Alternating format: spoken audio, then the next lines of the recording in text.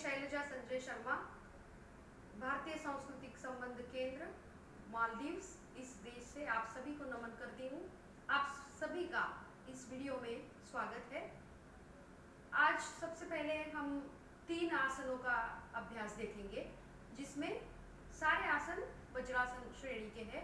जिसमें हम पहले करेंगे वज्रासन, फिर सुप्त वज्रासन और शशांक आसन।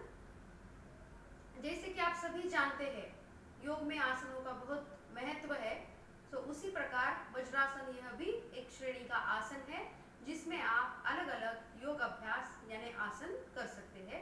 साथ ही साथ हम उसके फायदे और जो भी आपको कब ये आसन करना है करना नहीं है यह भी देखेंगे। तो सबसे पहले हम शुरू करें वज्रासन। इसके लिए मैं थोड़ा सा इस साइड जाती हूँ। हम पहले दंडासन में आएंगे और विश्रामासन में आएंगे। विश्रामासन यह एक ऐसा आसन है, जब भी आप बैठ करके आसन करते हैं उसमें आप पैर को सामने की ओर फैला करके थोड़ा सा शिथिलावस्था में बैठ सकते हैं। चाहे तो आप अपने सर को पीछे की ओर भी डाल सकते हैं। ये हुआ विश्रामासन। अब आएंगे हम दंडासन में। इसके लिए दोनों पैर के पंजे एड़ी मिलाइए, शरीर यानी पीठ और गर्दन को आप सीधा रखने का प्रयास करें और आपके हाथ आपके शरीर के दाएं बाएं हिस्से में यानी जंघा के आसपास हो। तो ये हुआ दंडासन। तो यह है स्थिति जिसके पहले कि आप वज्रासन को शुरू करें। आप इस अवस्था में थोड़ी देर 1-2 सांस तक रुकें। अब वज्रासन के लिए सबसे पहले आपको क्या करना है, धीरे धीरे आपके बाएं पैर को घुटने से मोड़ते हुए आपको जंघा के नीचे इस तरह ले जाना है कि आपकी एड़ी और आपकी जंघा एक दूसरे पर रहे। उसी तरह दाहिने पैर को भी आप मोड़िए। देखिए, इसमें एक गलती ये हो सकती है कि आप अपने पैर को इस तरह रखें, परंतु यह बिल्कुल भी गवारा नहीं है कि आप पैर को ऐसे रखें। आपके पैर इस अवस्था में होने चाहिए। तो पीछे की ओर से आपका वज्रासन इस प्रकार दिखेगा। आपके कूल्हे जो है आपकी एड़ी के ऊपर सटीक यानी टिके हुए होने चाहिए। परंतु अगर आप किसी भी घुटने के दर्द से अगर आपका ऑपरेशन हो चुका है या फिर कोई भी तरह की असुविधा आप महसूस करते हैं, तो आप कृपया वज्रासन में ना बैठे, वज्रासन आप ना करें। या फिर आप नए अभ्यासक हैं तो आप क्या कर सकते हैं, आपके घुटनों के नीचे या फिर आपके टखनों के नीचे आप इस तरह से एक छोटा सा टॉवेल या फिर कोई भी कपड़ा जो है आप इस तरह से रख सकते हैं। जरूरी यह नहीं है कि आप वज्रासन को किसी आसन पे या फिर सख्त स्थान पे लगाए। शुरुआत के दिनों में आप इसको गद्दा या बिस्तर या फिर कोई भी नर्म जगह पर, नर्म सतह पर आप इसको परफॉर्म कर सकते हैं। तो वज्रासन की पूर्ण स्थिति यह होती है, आपके दोनों हाथ आपके दोनों घुटने के ऊपर, पीठ और गर्दन सीधी रखें, मेरुदंड सीधा, दृष्टि सामने की ओर और धीरे धीरे अपने आंख को बंद करते हुए एक 5 सांस प्रश्वास का अभ्यास इसमें आप करें।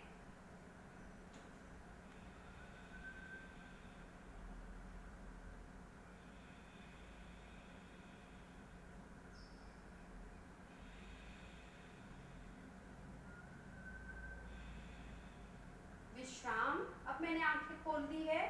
तो यह आसन जो है इसका नाम ही आपको बताता है कि यह वज्र यानी कठिन आसन है। कठिन का मतलब यह करने में कठिन नहीं है, परंतु इसके गुण जो है या फिर इसके जो फायदे हैं वह कठिनतम यानी बहुत ही अच्छे हैं। वज्र का मतलब होता है कठिन, और सबसे ज्यादा महत्वपूर्ण या फिर कठिन धातु होता है हीरा। तो जैसे धातुओं में हीरा अनमोल है, हीरा वज्र है, उसी प्रकार यह इसको डायमंड पोस्चर भी कहा गया है। वज्र आसन जो है वो बहुत ही महत्वपूर्ण है, क्योंकि आप इसको खाने के बाद एकदम से लगा सकते हैं। इससे आपका पाचन तंत्र मजबूत होता है। इससे आपकी नसें पैरों की यानी जंघाओं की और पैरों की नसें लचीली होती है। इससे आपको पीठ भी यानी मेरुदंड भी लचीला रखने में आप स्वस्थता महसूस करते हैं। इस आसन में आप मानसिक शांतता भी पा सकते हैं। तो इस आसन में अगर आप नाम प्रार्थना आप कर सकते हैं। तो यह हुआ वज्रासन। अब हम दूसरे आसन की ओर बढ़ते हैं। इस आसन का नाम है सुप्त वज्रासन। वज्रासन में ही अगर आप सुप्त अवस्था यानी लेटते हैं तो वो है कहलाता है सुप्त वज्रासन। सुप्त वज्रासन यह एक ऐसा आसन है जिसकी भी सावधानी आपको यही बरतनी है। अगर आप नहीं कर पा रहे हैं, अगर आप घुटने के दर्द से परेशान हैं या फिर आप किसी भी कारणवश पैर को भी नहीं मोड़ पा रहे हैं और आपका पेट का कोई ऑपरेशन पिछले दिनों में हो चुका है, तो कृपया आप इसको ना करें। इसके फायदे अगर आपको मैं बताऊं तो सुप्त वज्रासन से आपका काफी हद तक फेफड़ा यानी श्वसन तंत्र मजबूत होता है, पाचन तंत्र मजबूत होता है, पेट का ढीलापन, कमर की चर्बी, इसको भी आप कम करने में निजात पा सकते हैं। आपके पैर और जंघाओं की नसें भी लचीली होती है। मेरुदंड में रक्त का प्रवाह बढ़ने के कारण आप धीरे धीरे अपने मस्तिष्क की ओर रक्त का प्रवाह भी अनुभव कर सकते हैं। तो आइए हम इसको देखें। तो आपको क्या करना है, सबसे पहले वज्रासन में थोड़ा सा मैट के या फिर आपके आसन के सामने के भाग में चले जाइए। यह हुआ वज्रासन। अब इसी वज्रासन को आपको धीरे धीरे क्या करना है, आपकी एड़ी को इस प्रकार आप बाहर निकालेंगे कि वह आपके जंघा के बाहर आ जाए। इसी तरह दाहिने और बाएं पैर की एड़ियां हमने बाहर ले ली। आप देख सकते हैं दो तरह से आप आसन कर सकते हैं। आप डायरेक्टली भी जा सकते हैं या फिर आपने एड़ियों को बाहर लिया है। तो देखिए आप मेरे दोनों हाथ जो है एड़ियों के ऊपर है। अब धीरे धीरे धीरे आपको क्या करना है, थोड़ा सा अंतर घुटने में भी बनाएं ताकि आपको पीछे जाने में आसानी महसूस हो। आप धीरे धीरे पैरों को, हाथों को अपनी एड़ियों के ऊपर रखें और कोहनी के बल धीरे धीरे पीछे की ओर जाते हुए आप अपने पीठ को जमीन से लगाने का प्रयास करें और धीरे धीरे अपने हाथों को पीछे की ओर ले जाए। यह हुआ सुप्त वज्रासन। आप धीरे से हाथों को मिला करके सर के नीचे भी ले जा सकते हैं। तो ये हुआ पूर्ण सुप्त वज्रासन। आप देख सकते हैं कि इस तरह से हमारा जो सामने का भाग है, यहाँ के जो भी अवयव है, यह थोड़े से स्ट्रेच होने की वजह से इसमें रक्त प्रवाह संचित होता हुआ नहीं बल्कि दौड़ता हुआ आपको नजर आएगा। धीरे धीरे इस अभ्यास से आप पेट की चर्बी, कमर की चर्बी भी पिघला सकते हैं। तो ये हुआ सुप्त वज्रासन। इसमें भी 3 से 4 सांस प्रश्वास का अनुभव करें। गहरी सांस,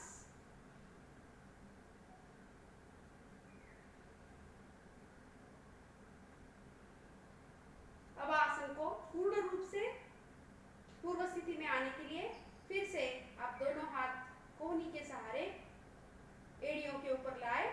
सावधानी से कोहनी का सहारा लेते हुए धीरे धीरे आप आसन की पूर्व स्थिति में आए और धीरे से आप अपने पैर को फिर से विश्राम आसन में यानी सामने की ओर फैलाएं। हाथ को पीछे ले जाए, पैरों को आप हिला सकते हैं और फिर विश्राम आसन में 1-2 सांस के लिए आप विश्राम कर सकते हैं, गर्दन को ढीला छोड़ करके। बस 2 सांसें आपको भरनी है। इसी के पश्चात अब हम देखेंगे शशांक आसन। शशांक यानी संस्कृत में हम कहते हैं खरगोश और मराठी में इसको कहेंगे हम ससा। तो यह है शशांक आसन। शशांक आसन की विधि के लिए भी आपको वही सावधानियां बरतनी है जो सुप्त वज्रासन में और वज्रासन में आपने बरती थी, परंतु इसका सबसे अच्छा लाभ है कि यह एक रिलैक्स अवस्था का आसन है जिसमें आप मानसिक और शारीरिक स्थिरता और बहुत ही अच्छा लाभ आप पा सकते हैं। मेडिटेशन के जाने के पूर्व या फिर आपको थोड़ी बहुत भी दिक्कत आपके सांस प्रश्वास में हो रही है तो आप शशांक आसन करके इसको मिटा सकते हैं। यह मेरुदंड को लचीला बनाता है, साथ ही साथ आपके सभी अंगों को रक्त प्रवाह अच्छे से देता है और यह आसन जो है यह ध्यान के पूर्व भी किया जाने वाला आसन है। तो इसकी विधि भी हम देखेंगे। इस बार हमको क्या करना है, फिर से वज्रासन में आइए। थोड़ा सा पीछे की ओर मैं जाती हूँ। वज्रासन में अगर आप बैठ चुके हैं तो इस बार हमें क्या करना है, हमारे जो अंगूठे हैं उसको धीरे धीरे हमको मिलाना है और आपके दोनों घुटनों में आप अंतर इस प्रकार ले सकते हैं। पीठ और गर्दन फिर से सीधी रखिए, दोनों हाथ आपके शरीर के आसपास, दोनों हाथों को धीरे धीरे धीरे उठाए, ऊपर की ओर खींचे, आपका ऊपर का शरीर पूरा ऊपर खींचे, सामने देखे, धीरे धीरे आप हाथ के सहारे सामने की ओर झुके। कोशिश करें कि आप सुखपूर्वक आपके हाथों को सामने की ओर खींचे और धीरे से अपनी ठोड़ी को जमीन के ऊपर या मैट के ऊपर लगाए। कोशिश करें कि आपका फेफड़ा जो है या फिर हृदय स्थान जो है वो भी आपके मैट को टच करे, लग जाए।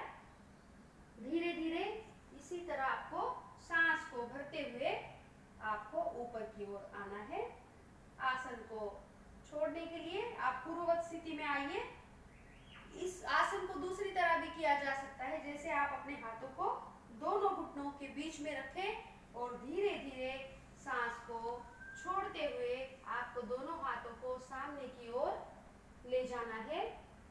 अच्छे से हाथों को सामने की ओर खींचे। कोशिश करें कि आप एड़ी और अपने कूल्हों को एक साथ बनाए रखें। सर या ठुड्डी को लगाएं जमीन पर, 2-3 सांसों का विश्राम करें। इससे बहुत ही सुखपूर्वक अनुभव आपको मन और शरीर में आने लग जाता है। आपकी थकान जल्द से दूर मिट जाती है। हर समय व्यस्तता और टेंशन का अनुभव करने वाले व्यक्ति इसका अभ्यास नियमित करें। पीठ में रक्त संचार अनुभव करें। धीरे से सांस को भरते हुए फिर अपने हाथों को पूर्ववत लाए और आसन को छोड़े। तो यह हुआ शशांक आसन। अब हम बढ़ते हैं प्राणायाम की ओर। इसके लिए जैसे भी आप सबको पता है, आप प्राणायाम के लिए कोई भी सुखपूर्वक आसन लगा सकते हैं। चाहे आप पद्मासन लगाए, चाहे आप अर्ध पद्मासन लगाए या फिर सुखासन। तो मैं यहाँ पर लगा रही हूँ पद्मासन। सो दोनों एड़िया आपके नाभि के आसपास होनी चाहिए और सुखता पूर्वक आप किसी भी आसन का प्रयोग करें। प्राणायाम के लिए महत्वपूर्ण होती है मुद्रा।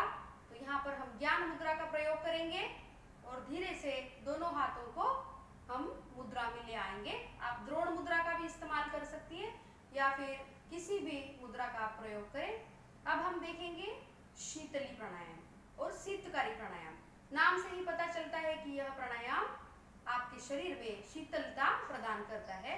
तो शीतली प्राणायाम और शीतकारी प्राणायाम आपको ग्रीष्म ऋतु में करना अत्यंत लाभकारी है।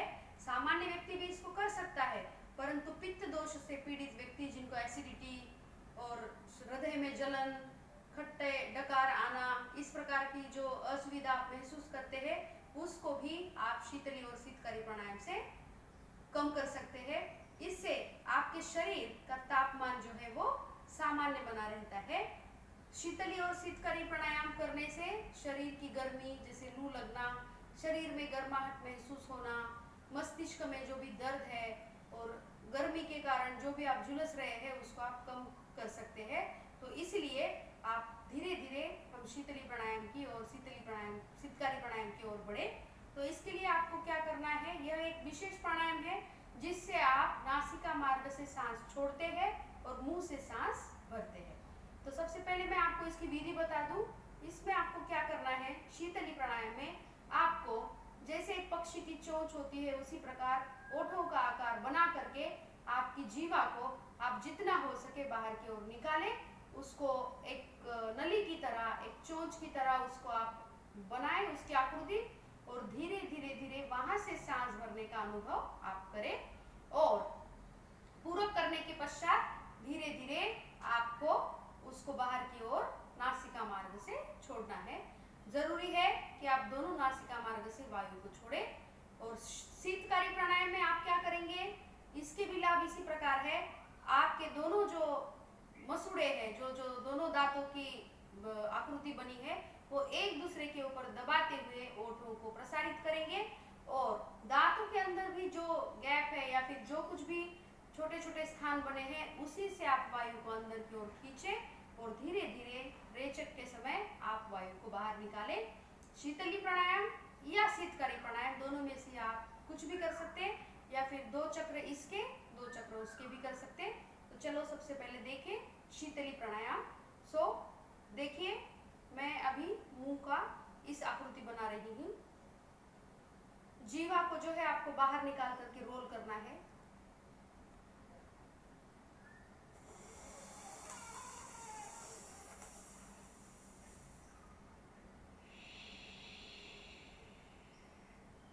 मैंने मुंह से सांस भरी और नासिका मार्ग से छोड़ी। ये हुआ एक चक्र। फिर से एक चक्र करेंगे।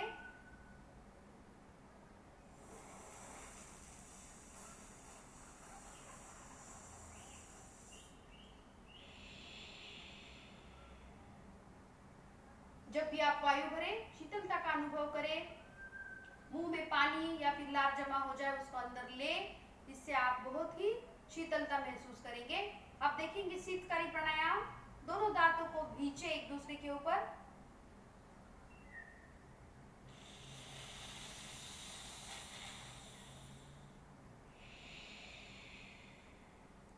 फिर एक चक्र करेंगे।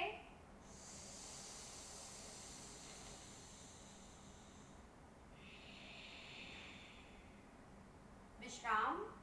इस प्रकार शीतली और शीतकारी प्राणायाम, इन दोनों प्राणायामों की हमने विधि और लाभ देखे। तो आज का सेशन, आज का जो वीडियो है वो यहीं पे समाप्त करते हैं। मैं सभी वीडियो देखने वाले योग साधकों का, योग में रुचि रखने वाले अन्य साधकों का और आप सभी का धन्यवाद करती हूँ। और सभी योग साधना केंद्र के शिक्षकों का भी मैं धन्यवाद करती हूँ कि उन्होंने मुझे यह मौका दिया और मैं इस वीडियो के द्वारा आपके सामने प्रस्तुत हो सकी। 21 जून 2020 अंतर्राष्ट्रीय योग दिवस को सभी की शुभकामनाएं। धन्यवाद। ओम।